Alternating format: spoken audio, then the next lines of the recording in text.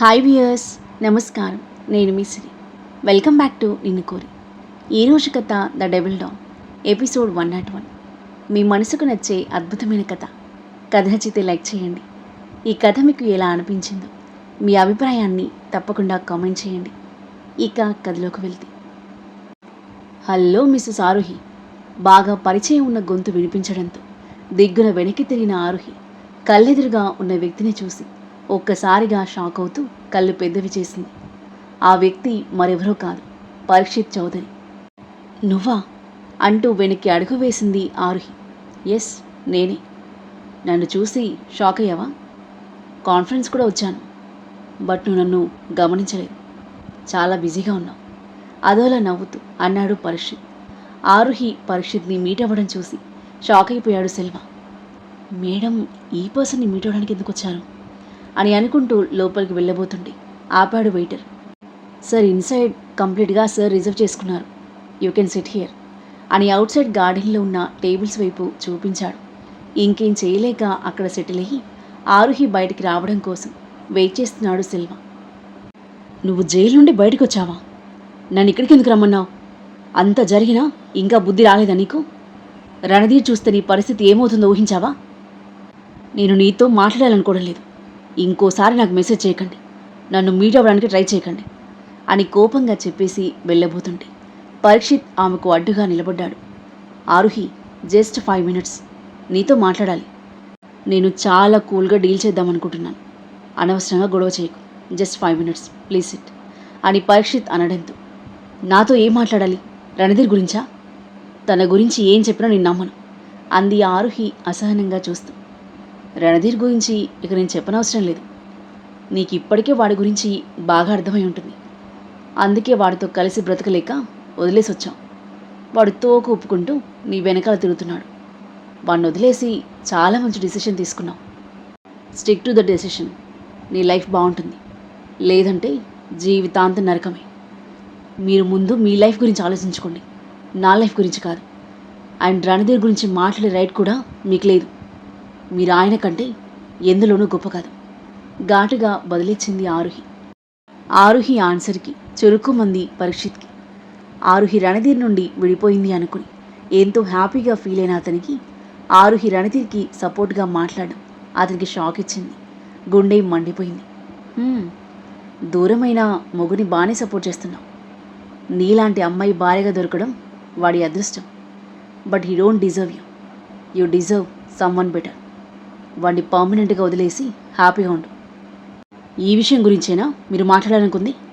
అదే అయితే don't waste my time అంటూ చైర్ల నుండి లేవబోయిన ఆరుహి, హే స్టాప్ అంటూ పరీక్షిత్ తన చేయి పట్టుకోవడంతో శివాలన తల తిప్పి కోపంగా చూసింది అతని వైపు. వెంటనే చేయి వదిలేశాడు పరీక్షిత్. నేను మాట్లాడాలనుకుంది రణధీర్ గురించి కాదు, నా తమ్ముడు గురించి. సిట్ అని అనడంతో అసహనంగా కూర్చుంది ఆరుహి. అప్పటికే కాఫీ రాగా పరీక్షిత్ ఒక కప్ అందుకుని ఆరుహికి ఇస్తుంటే, నో థ్యాంక్స్ అని చెయ్యి అడ్డుపెట్టింది ఆరుహి. పరీక్షిత్ చిన్నగా నవ్వి తన కప్ తీసుకుని మరో కప్ వెనక్కి పంపించేశాడు. కాఫీ తాగి టేబుల్పై పెట్టి, ఇప్పుడు విషయానికి వద్దాం.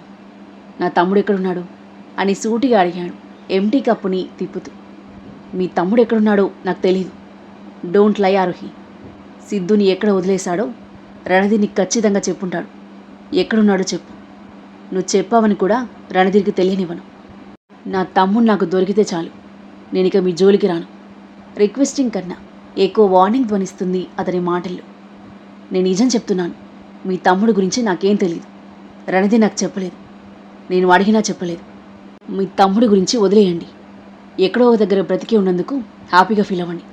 వదలను ఆగ్రహంగా అరుస్తూ టేబుల్పై గట్టిగా కొట్టాడు పరీక్షిత్. ఒక్కసారిగా అదిరిపడింది ఆరుహి. నా తమ్ముడు నాకు కావాలి. నీకు తెలిస్తే నిజం చెప్పు, తెలియకపోతే నీ మొగుడిని అడిగి తెలుసుకొని చెప్పు. నీకు 1 week టైం ఇస్తున్నా. నువ్వేం చేస్తావో నాకు తెలియదు. నా తమ్ముడు ఎక్కడున్నాడో నాకు తెలియాలి, లేదంటే నీ మొగుని నీకు దూరం చేస్తాను పర్మనెంట్గా. ముక్కు పుటాలు అదురుతుండగా పళ్ళు నూరుతూ ఆగ్రహంతో మండిపోతూ అన్నాడు. అతని మాటలకు భయంతో కళ్ళు పెద్దవి చేసింది ఆరుహి. ఏం మాట్లాడుతున్నారు మీరు? నేను రణధీర్తో విడిపోయాను. ఆయనతో మీ తమ్ముడు గురించి ఎలా అడగలను? ఆయనకు డౌట్ వస్తే మీ పని ఏమవుతుందో ఆలోచించుకోండి. మీరు తప్పు చేశారు, శిక్ష అనుభవిస్తున్నారు. ఇప్పటికైనా సైలెంట్గా ఉంటే మీకు మంచిది. సైలెంట్గా ఉన్నవాడిని మళ్ళీ వైలెంట్గా మార్చకండి.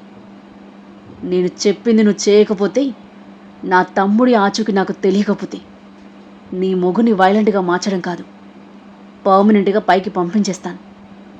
నా తమ్ముడి కోసం ప్రాణం తీయడానికైనా సిద్ధం నేను. ప్రాణాలు తీయడం నాకేం కొత్త కాదు.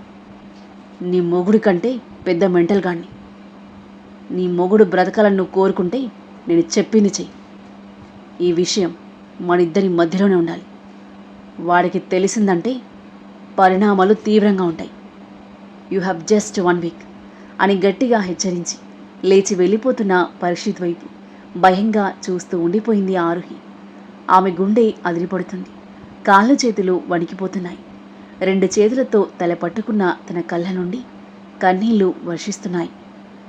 పరీక్షిత్ వెళ్ళిపోవడం చూసిన సెల్వ వెంటనే రణధీర్కి కాల్ చేశాడు. అతని కాల్ కోసమే ఎదురు చూస్తున్న రణధీర్ టక్కున లిఫ్ట్ చేశాడు. చెప్పు Selva. Sir, Aaruhi madam meet అయింది పరీక్షిత్ని. కేఫ్ హౌస్లో మీట్ అయ్యారు. షాక్ అయిపోయాడు రణధీర్. వాట్? పరీక్షిత్ని మీట్ అయిందా? ఏం మాట్లాడుకున్నారు? నాకు తెలియదు సార్. వాళ్ళు మాట్లాడుకోవడం నాకు వినిపించలేదు. కేఫ్ ఇన్సైడ్ అంతా అతన్ని రిజర్వ్ చేసుకోవడంతో లోపలికి వెళ్ళలేకపోయాను అంటూ కన్నీళ్లు తుడుచుకుంటూ బయటికి వస్తున్న ఆరుహిని చూసి మొక్క పక్కన దాక్కుని, మేడం ఇప్పుడే బయటకు వచ్చారు సార్. ఆ పరీక్షిత్ ఇందాక వెళ్ళిపోయాడు అని చెప్పాడు మెల్లిగా. ఓకే. రణధీర్ ఫోన్ పెట్టేశాడు. ఆరుహి నాకు అబద్ధం చెప్పి పరీక్షిత్ని మీట్ అవ్వడానికి ఎందుకు వెళ్ళింది? Aaruhi, you should answer me for this. చైర్లో వెనక్కి వాలి ముందుకు వెనక్కి స్వింగ్ అవుతూ ఆరుహి తిరిగి రావడం కోసం ఎదురు చూస్తున్నాడు. కొద్దిసేపటికొచ్చి తన డెస్క్ దగ్గర కూర్చుంది ఆరుహి. తన సీసీ క్యామ్లో చూసి ఇంటర్ క్యామ్కి కాల్ చేశాడు. రిసీవర్ని అందుకుని ఎస్ సార్ అంది. Come to my cabin sweetheart. Randhir call cut చేయగా ఆరుహి ఫాస్ట్గా తన మొహాన్ని హ్యాండ్ కీతో తుడుచుకుని క్యాబిన్లోకి వచ్చింది. రణధీర్ ల్యాప్టాప్ నుండి తల పైకెత్తి చూసి లంచ్ చేసావా అని అడిగాడు. ఎస్ సార్ అంది నార్మల్గా నటిస్తూ. ఎక్కడ చేశావు? చైనీస్ రెస్టారెంట్లోనా? దాని పేరు కేఫ్ హౌసా అని రణధీర్ అనేసరికి షాకింగ్గా చూసింది ఆరుహి. రణధీర్ లేచి ఆమె దగ్గరకు వస్తూ, ఏంటి షాక్ అయ్యావా? నువ్వు అబద్ధం చెప్తే నాకు తెలియదు అనుకున్నావా అని అంటుంటే, ఏం అబద్ధం అంది ఆరుహి టెన్షన్ను దాచుకుంటూ. పరీక్షిత్ చౌదరి. ఆరుహి మొహంలో రంగులు మారాయి. నేను అతన్ని కలవడానికి వెళ్ళలేదు, కాఫీ తాగడానికి. షటప్ ఆరుహి అని రణధీర్ గట్టిగా అరవడంతో ఉలిక్కిపడి బెదురుగా చూసింది. నాకు అబద్ధం చెప్పే ప్రయత్నం కూడా చేయకు, సెల్వ అంతా చూశాడు అంటూ ఆమె చేయి గట్టిగా పట్టుకున్నాడు. ఆరుహి తన చేతిని విడిపించుకోవడానికి ప్రయత్నిస్తూ, హో అయితే మీరు నా వెనుక స్పైస్ని పెట్టారన్నమాట అని అంటుంటే, అది నా ప్రశ్నకు సమాధానం కాదు రౌద్రస్వరంతో అన్నాడు రణధీర్. రణధీర్ చక్రవర్తి గారు, నేను మీ నుండి విడిపోయాను. ఇప్పుడు నేను ఎక్కడికి వెళ్ళానో ఎందుకు వెళ్ళానో మీకు చెప్పనవసరం లేదు అంది కటువుగా. రణధీర్ ఏమాత్రం ఫైర్ అవ్వకుండా తన చేయి పట్టుకుని దగ్గరికి లాక్కొని, అవసరం ఉంది డియర్. నేను నీ గురించి ప్రతిదీ తెలుసుకోవాలనుకుంటానని నీకు బాగా తెలుసు. నీకు సంబంధించిన ప్రతి విషయాన్ని నేను పట్టించుకుంటాను. ఇప్పుడు నా మాటలను తప్పించుకోవడానికి ప్రయత్నించకుండా నాకు ఆన్సర్ ఇవ్వు, లేకపోతే నాకంటే బ్యాడ్ పర్సన్ ఎవడూ ఉండడు అంటూ కూల్గా వార్నింగ్ ఇస్తుంటే తెల్లబోయి చూసింది ఆరుహి. ఇప్పుడు ఏం చేయాలి? చెప్పేదాకా వదలడు. కంప్లీట్ నిజం చెప్పలేను, కానీ కొంచెమైనా చెప్పాలి అని మనసులో అనుకుంటూ, అన్నోన్ నెంబర్ నుండి మెసేజ్ వచ్చింది కేఫ్ హౌస్కి రమ్మని, ఇంపార్టెంట్ విషయం మాట్లాడాలని. అతను పరిస్థితి అని నాకు నిజంగా తెలియదు, నేను అసలు ఊహించలేదు కూడా అని చెప్పింది. మెసేజ్లా? Let me see. ఆరుహి చేతిలో మొబైల్ లాక్కుని మెసేజ్లు చెక్ చేస్తున్నాడు. కానీ అప్పటికే మెసేజ్లు డిలీట్ చేసింది. రణధీర్ కోపంగా ఆరుహి వైపు చూసి, మెసేజ్లు ఎక్కడా అని అడిగాడు. నేను డిలీట్ చేశాను. ఇది విన్న రణధీర్కి కోపం మరింతగా పెరిగింది. ఆరుహి, నన్ను మించిన తెలివి ప్రదర్శించడానికి ప్రయత్నించకు. నిజం తెలుసుకోవడానికి నేను ఎంతకైనా వెళ్తానని నీకు బాగా తెలుసు. రణధీర్ ఆరుహి చేతిని ఎంత గట్టిగా పట్టుకున్నాడంటే నొప్పికి ఆరుహి కళ్ళలో నీళ్లు తిరిగాయి. ఆ కన్నీళ్లను చూసి తన చెయ్యి వదిలేసిన రణధీర్ కోపాన్ని కంట్రోల్ చేసుకుంటూ, ఆరుహి, నువ్వు అర్థం చేసుకోవడం లేదు. పరీక్షిత్ మంచివాడు కాదు. నువ్వు వాడి ట్రాప్లో పడ్డం నాకు ఇష్టం లేదు. నన్ను బాధ పెట్టాలని, నీకు హామ్ చేయాలనుకుంటున్నాడు. వాడొక మ్యాడ్ పర్సన్, డేంజరస్ పర్సన్ అని అన్నాడు. ఆరుహి అతని కళ్ళలోకి చూసి, మరి నువ్వు అంది సూటిగా. రణధీర్ ఆరుహి కళ్ళలోకి చూస్తూనే ఉన్నాడు. నేను ఎవరిని ఎలాంటి వాడినైనా కానీ నేను నీ వాణ్ణి. నువ్వు నా లైఫ్లోకి తిరిగి రాకపోతే నేనేం చేస్తానో నాకే తెలియదు. రణధీర్ కోపం కట్టలు తెంచుకుంటుంటే ఆనకట్ట వేయడానికి ప్రయత్నిస్తూ, సార్ నేను మీటింగ్కి ఫైల్స్ రెడీ చేయాలి అంది ఆరుహి. రణధీర్ దీర్ఘంగా శ్వాస తీసుకుని, నీకంటే ఈ మీటింగ్ హోటల్ ఎక్కువ కాదు నాకు. నీకోసమే నేను ఇక్కడ ఉన్నాను. You and your safety is my first priority. అది అర్థం చేసుకో. We will continue this discussion after the meeting. Food order చేస్తాను, లంచ్ చేసి వర్క్ చేయి. నువ్వు లంచ్ చేయలేదు కదా అని అన్నాడు. కోపం, ప్రేమ రెండు ఒకేసారి చూపిస్తున్న అతన్ని విస్మయంగా చూస్తూ, నో చెప్తే ఇంకేమంటాడేమో అని సైలెంట్గా తల ఊపి వెళ్ళిపోయింది. దేవుడా, నేనేం చేయాలి? రణధీర్ ఈ విషయాన్ని అంత ఈజీగా వదలడు. ఈ పరిస్థితికి మళ్ళీ మూడింది. ఇడియట్. ఇలాంటి వాళ్ళని చంపేయాలనిపిస్తుంది. ఒక ప్రాబ్లం సాల్వ్ అయింది అనుకుంటే మళ్ళీ మొదటికి వచ్చింది. రణధీర్కి ఏమీ కాకూడదు అని అనుకుంటూ దీర్ఘంగా శ్వాస తీసుకుని ఫుడ్ రావడంతో లంచ్ ఫినిష్ చేసి అతనిచ్చిన వర్క్ ఫినిష్ చేయడంపై దృష్టి పెట్టింది. 8కి మీటింగ్ మొదలైంది. 2 గంటల పాటు నిర్విరామంగా జరిగిన మీటింగ్ తర్వాత హోటల్ కంప్లీట్ రైట్స్ని, కంట్రోల్ని రణధీర్కి ట్రాన్స్ఫర్ చేశారు విక్రమ్ ఒబెరాయ్ అండ్ మేనేజ్మెంట్. వాళ్ళు వెళ్ళగానే మీటింగ్ హాల్ నుండి బయటకొచ్చారు. అప్పటికే వర్షం జోరుగా పడుతుంది. హో, ఇట్స్ రైనింగ్ హెవీలీ. ఇంకా ఎక్కువైతే వెళ్ళడం కష్టమవుతుంది. లెట్స్ గో అంటూ బయటకు కదిలాడు రణధీర్. అతను తన పనిష్మెంట్ మర్చిపోయినందుకు హ్యాపీగా ఫీల్ అవుతూ ఫాస్ట్గా అతని వెనకాల పరిగెత్తింది. కానీ నిజానికి రణధీర్ పనిష్మెంట్ మర్చిపోలేదు. ఆరుహితో పరిస్థితి గురించి నిజం చెప్పించడమే అతనికి ఇంపార్టెంట్ ఇప్పుడు. రణధీర్ ఎంట్రన్స్లో కారు ఆపగా త్వరగా ఎక్కి కూర్చుంది. రణధీర్ కార్ స్టార్ట్ చేశాడు. ఆరుహి జుట్టుపై పడిన చినుకులని తుడుచుకుని విండోని కొంచెం ఓపెన్ చేసి చేయి బయటికి పెట్టి చినుకులను పట్టుకుంటుంది. తని ప్రేమగా చూస్తున్న రణధీర్ సడన్గా ఆమె చేయి పట్టుకుని వెనక్కి లాగాడు. Come in side. నువ్వు మళ్ళీ వర్షంలో తడిచి చలికి ఫ్రీజ్ అయిపోతే మళ్ళీ నీకు నా బాడీ హీట్ అందించడం నాకు ఇష్టం లేదు అని అన్నాడు. తల తిప్పి అతని వైపు చూసింది ఆరుహి ఒకంత సిగ్గుపడుతూ. రణధీర్ తన వైపు చూసేసరికి తడబడి చూపు తిప్పేసుకుంది. రణధీర్ తన కోటు విప్పి ఆమెకు అందించి డ్రైవ్ చేస్తుంటే అతని అలాగే చూస్తూ ఉండిపోయింది ఆరుహి రెప్ప వాల్చకుండా. తన చూపులను గమనించిన రణధీర్ పెదవులపై చిరునవ్వు చేరింది.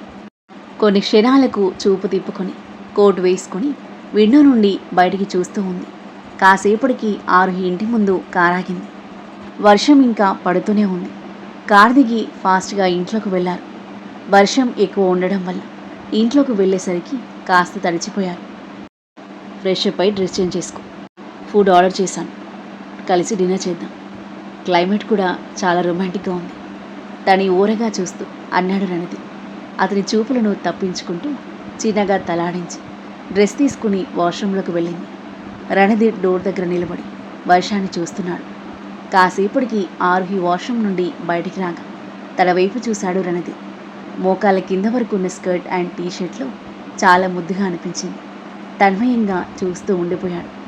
ఆరుహి ఒక టవల్తో తల తుడుచుకుంటూ మరో టవల్ తీసుకుని రణధీర్ దగ్గరకు వచ్చి అందించింది. తన కళ్ళలోకి మైమర్చిపోయి చూస్తూ టవల్ అందుకుని తల తుడుచుకుంటూ వెనక్కి తిరిగి వెళ్తున్న ఆరుహిని చూస్తున్నాడు.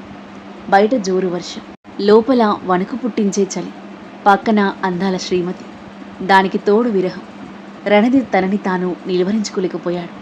టవల్ పక్కకి విసిరేసి విండో దగ్గర నిలబడి బయటికి చూస్తున్న ఆరుహి దగ్గరికి వెళ్ళి వెనుక నుండి కౌగిలించుకున్నాడు. ఆ తర్వాత ఏం జరగబోతుంది? ఈ వర్షం కురిసిన రాత్రి ఆరుహి రణధీర్ల మధ్య ఏం జరగబోతుంది? ఇద్దరూ దగ్గరవుతారా? ఆరుహి పరీక్షిత్ గురించి రణధీర్కి నిజం చెప్తుందా లేదా? రణధీర్ పరీక్షిత్కి చెక్ పెడతాడా? ఈ కథ ఏ మలుపు తీసుకోబోతుంది? అద్భుతమైన కథనంతో ఊహ కందని మలుపులతో ఎంతో ఆసక్తికరంగా సాగి ఈ కథ యొక్క నెక్స్ట్ ఎపిసోడ్ కోసం మన నెక్స్ట్ వీడియో చూడండి. కథ నచ్చితే లైక్ చేయండి. ఈ కథపై మీ అభిప్రాయాన్ని తప్పకుండా కామెంట్ చేయండి. మరిన్ని ఇలాంటి ఇంట్రెస్టింగ్ స్టోరీస్ కోసం మన ఛానల్ని సబ్స్క్రైబ్ చేయండి. Thank you for listening.